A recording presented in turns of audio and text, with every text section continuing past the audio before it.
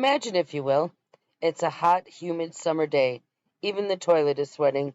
An ice-cold drink of water is only the turn of a faucet away. But what if it wasn't that simple? What if you were one of the million people who don't have such access? Is it hard to imagine? I'm here today not just as an advocate, I also speak from personal experience. After we were married, my husband and I decided, instead of buying a home, to create our own. We purchased land, cleared a spot, and began our journey. There were many challenges that we faced as we would have no power or water, so we bought a generator and had to haul water and use an outhouse. But they seemed like such small sacrifices to do things our own way. We felt as though we were truly living the American dream, as we had managed to do all this at this point without the help of a bank. After 4 months of running off a generator, getting power in was not very difficult.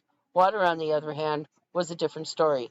I had done uncovered the fact that a well would cost between $6,000 and $10,000. It took several years for us to come up with the money, having to continue to haul water.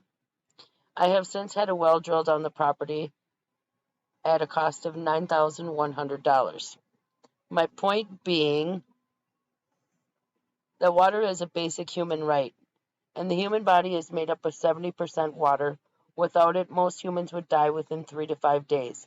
Every day, people shower, brush their teeth, and flush the toilet without a thought, yet 1.1 billion people lack access, lack access to clean drinking water.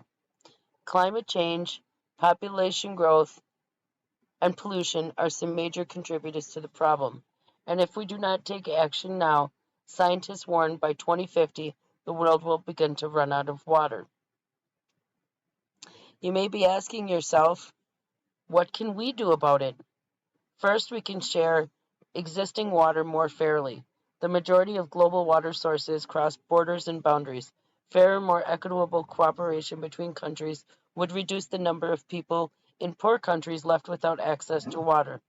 Next, we can develop better ways to filter contaminated water and reuse household water. This makes most of our existing water supplies available for human use, like bathing and drinking. Finally, we can reduce water consumption. The use of water in manufacturing and the household level can be reduced without harming the quality of life. Also, eating animals requires far more than plant-based nutrition. If we shift globally to a diet that occasionally includes meat, instead of eating meat daily, we can reduce agricultural waste consumption.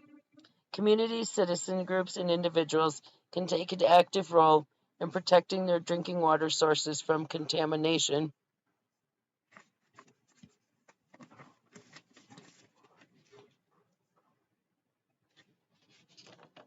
As much as water is a basic human right, so is it each of our responsibilities to protect the water now and for generations to come.